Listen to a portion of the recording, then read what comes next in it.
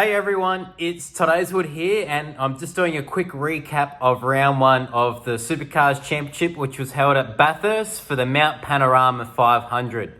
Now, for the team and I at Brad Jones Racing, we managed to get through the weekend cleanly, and we managed to bank a 10th in race one and 18th in race two to collect 13th overall for the weekend, and we currently obviously now stand 13th in the points in the championship. So all in all, for me personally, it wasn't the nicest weekend. We did battle with some dramas, but to walk away with some good points, a straight race car, and plenty of knowledge going into round two of the championship, which is in 2 weeks' time at Sandown, is probably the most important aspect.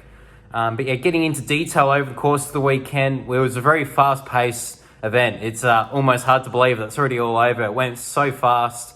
Obviously, the announcement of it all going ahead and starting the year at Bathurst was pretty strange, to be honest. Normally, obviously, we'd spend the start of the season at the Adelaide 500 and normally only go to Bathurst at that one special time of the year at the 1000. So from an atmosphere point of view, it was actually very different, to be honest. And but overall, a good weekend. It was great to have spectators back in the pits, having the sponsors part of the action once again in the pit area, and seeing crowds and people camping across the top of the mountain, which is obviously a big part of the Bathurst tradition. So it was great to see. But yeah, from a performance point of view, it all kicked off on Friday. We did have a couple power steer dramas, which was quite frustrating, obviously, but it was a new development part that we pursued, and that was something that was a key area of focus for us over the off season. But yeah, that we had issues on the first session on Friday.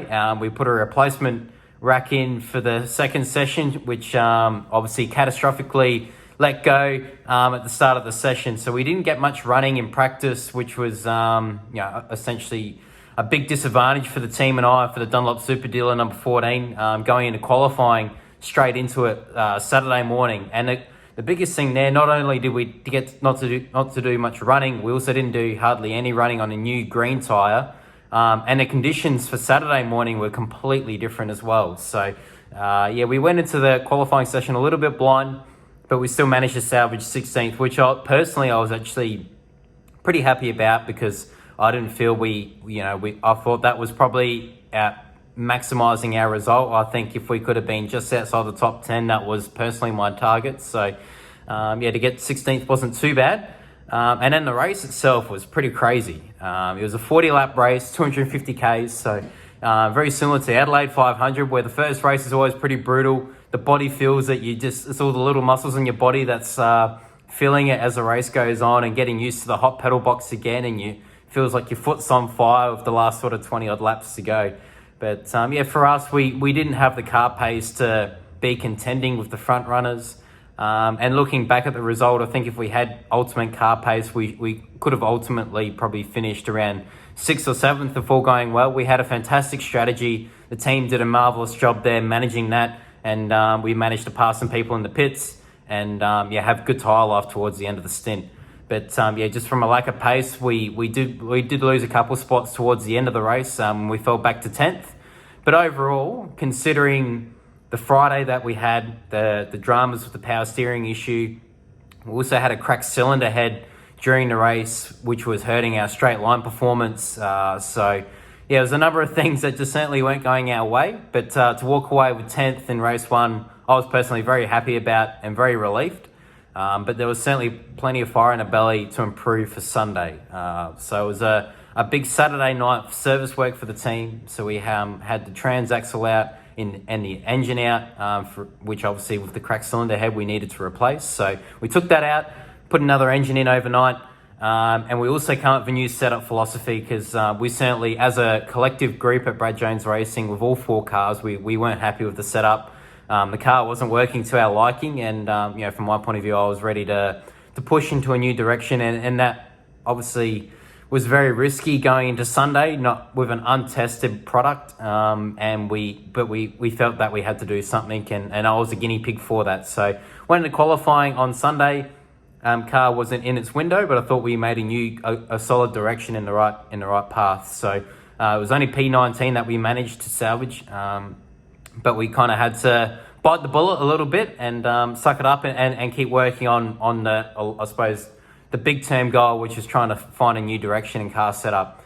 So between all the cars that started the race on Sunday, we all rolled out with slightly different, I suppose, staggered setups to try and see what works, so to ensure when we turn up at Bathurst in October towards the end of this year that we've got a better direction of what path to take, and ultimately if we can try and win the biggest race of the year, that's our plan. So yeah, obviously from our point of view, we had a pretty lack of pace, I would say. We didn't manage to do anything exciting during the race at all. We felt if we had a good car and a good strategy, there's no reason why we could have crept back into the top 10 again like we did on the Saturday race. But yeah, we simply had nothing at all. Strategy was pretty basic. We couldn't really do too much based on there was no safety cars or anything like that. So the team tried to give me the best product possible.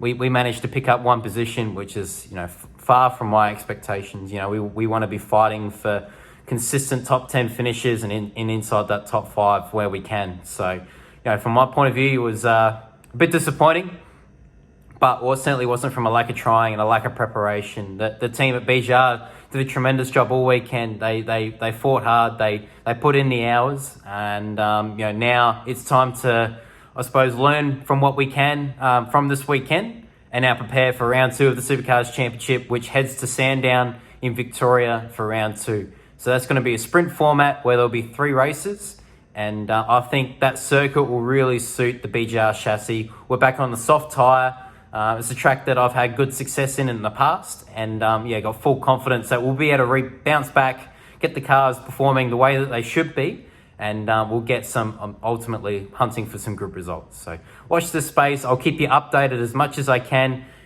in the next couple of weeks as we prepare for round 2 of the championship.